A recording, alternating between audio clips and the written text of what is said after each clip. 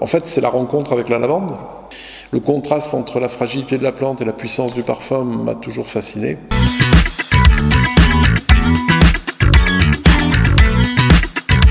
Je m'appelle Philippe Sauguel et je suis le gérant de la distillerie Bleu Provence.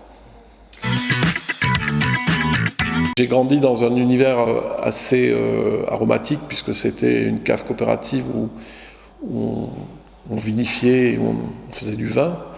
Et j'ai travaillé, j'ai joué tout petit dans une distillerie avec tous ces parfums de lavande, de thym, de sauge, de romarin.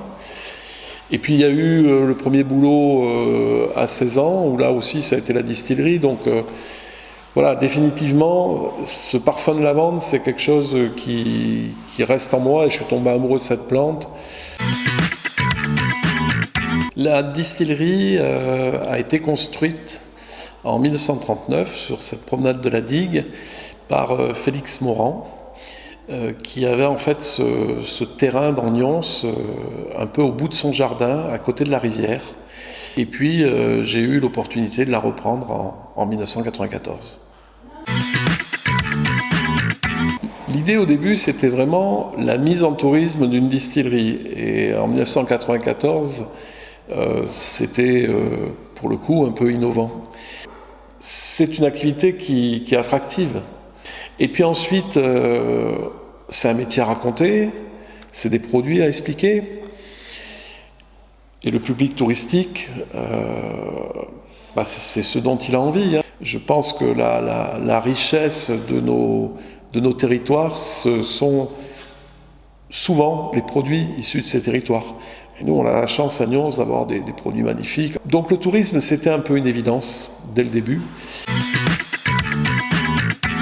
Ce que j'ai gardé de cette époque, c'est un sentiment qui est arrivé très vite, peut-être un peu plus généralement sur la vie, c'est-à-dire que nous ne sommes là que de passage. Et le sentiment qui très vite m'a habité, c'était un sentiment à la fois d'héritage, c'est-à-dire je me retrouvais héritier d'une histoire, héritier d'une tradition, héritier d'une culture, d'une agriculture, enfin héritier de beaucoup de choses, je trouvais. Et du coup aussi transmetteur, puisqu'on n'est que de passage, il faut récupérer et transmettre. Voilà. Et c'est vrai que c'est quelque chose qui m'a toujours habité. Dans mon métier, on est sur des produits qui sont, j'allais dire, ancestraux. J'ai plutôt placé l'innovation, en fait, sur tout l'environnement de cette activité. L'environnement, c'est quoi ? C'est l'environnement, pour commencer. Effectivement, en 30 ans, on a réduit l'impact de cette activité sur l'environnement. Après, il y a l'environnement humain, c'est-à-dire les hommes qui font ces métiers, et notamment les producteurs de ces plantes. C'est quelque chose notamment qu'on traduit depuis plusieurs années par la mise en place de labels. Et pour moi, c'est vraiment ça chez nous l'innovation.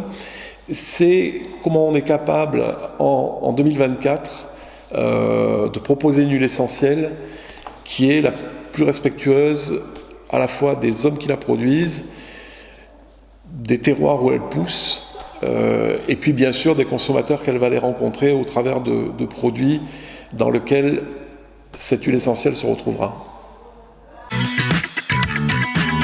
Moi, ce qui m'a toujours passionné, c'est que ces métiers nous donnent la chance de travailler avec des experts de leur métier.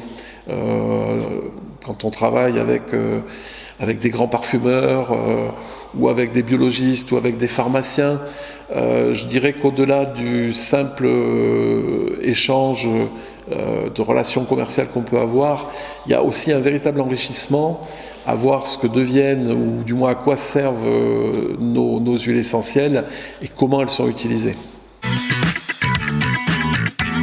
La chose que je garderai, je pense, jusqu'à la fin, en fait, c'est la rencontre avec la lavande. Le contraste entre la fragilité de la plante et la puissance du parfum m'a toujours fasciné.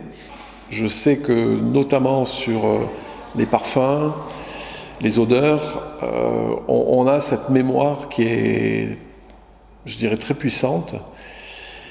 Et moi j'ai souvent dit que après quand on ferme les yeux, c'est un petit peu comme de la musique, les odeurs, les parfums, on peut revivre le moment. Donc moi j'espère que ce moment partagé avec nous, vous pourrez le revivre quelque part plusieurs fois.